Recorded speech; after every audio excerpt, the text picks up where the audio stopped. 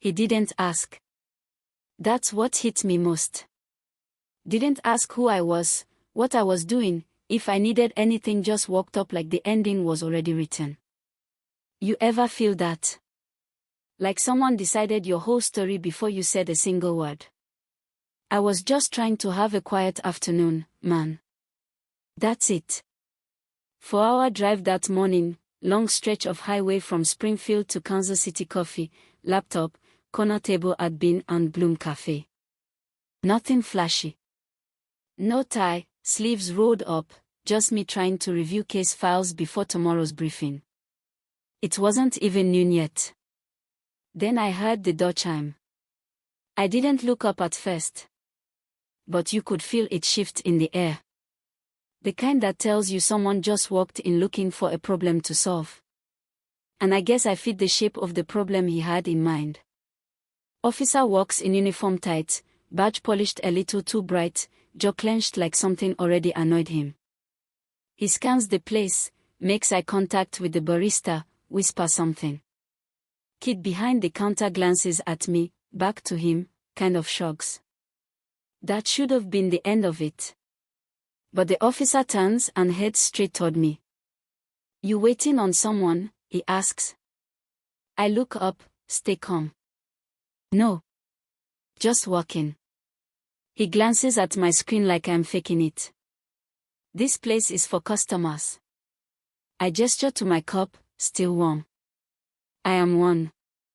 He stiffens, leans in a bit, lowers his voice but not his tone. You've been here a while, people are getting uncomfortable. I let that hang in the air for a second. Wasn't aware anyone complained. He doesn't answer. Just stands there. You know that stands, hands on belt, feet wide, chest out like a challenge. I'm gonna have to ask you to leave. I look him right in the eye. Have I done something wrong, officer? You're loitering. Creating a disturbance.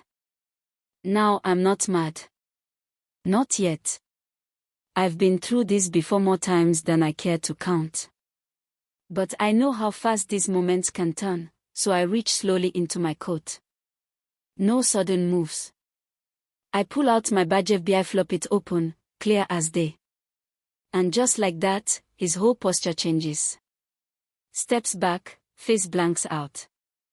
Apologies, Agent Merrick. I didn't realize. I don't raise my voice. Just say, you didn't ask. That was the moment. You could feel the entire cafe freeze. Someone near the window actually gasped. And across from me, this woman, maybe mid-30s, laptop open, chai in hand, had been recording the whole thing. I didn't know that, of course. I just finished my coffee. Barista brought me a fresh one on the house, barely made eye contact, whispered, sorry, sir. I nodded. Not out of forgiveness, just acknowledgement. I didn't want to be seen. I just wanted to work. But that video made it impossible to disappear.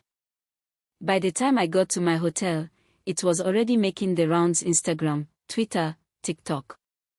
Headlines like FBI agent shuts down profiling cop and you didn't ask, you just assumed. It's weird going viral for something you didn't choose. Later that night, Tono assistant special agent back in DC, longtime friend, calls me. First thing she says, you good? I tell her I'm fine. She says, this isn't new, D. It's just caught on camera now. And she's right. It's not about the badge. It's about what it took for my presence to be accepted. I had to prove I deserved to sit in a coffee shop. Not because I was loud, not because I was threatening, because I existed. And the twist? The woman who filmed it, Trachosh, didn't plan to record anything. She just felt something was off. Something in the way the officer approached.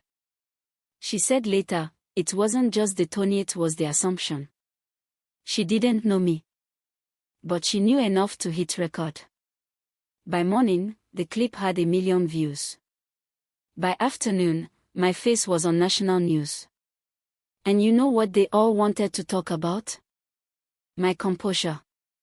Wow, look how calm he stayed. Such grace under pressure. I get it. But that's not a compliment. That's survival. You think I had a choice? If I'd raised my voice, if I'd stood up too fast, it could have ended very differently. You know what I mean? The officer, Mitchell, didn't go back to work. Department opened a review. Mayor gave a statement. Words like unacceptable got thrown around.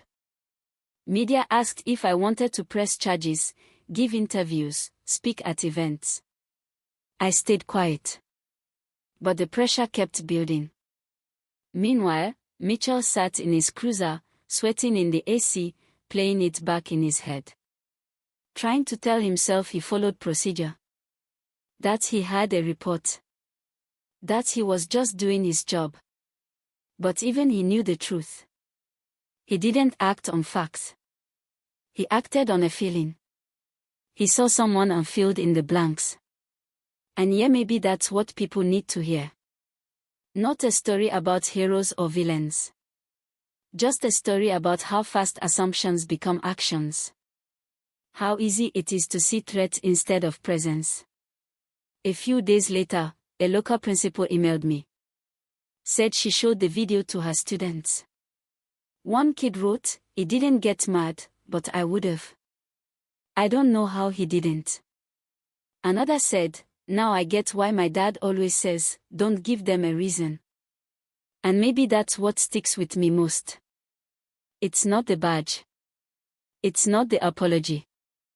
It's not even the headlines. It's that quiet realization that so many of us walk into rooms already judged. Already scripted. Already framed. And the only thing that changes the story is proof. But respect shouldn't have to be proven. It should be the baseline. So here's my question: what story are you telling yourself when someone walks through the door? And are you willing to rewrite it before it's too late? If this story hit you somewhere real, drop a comment. Share it. Let's talk about assumptions, accountability, and how we choose to see each other. Because this wasn't just about me. It's about all of us.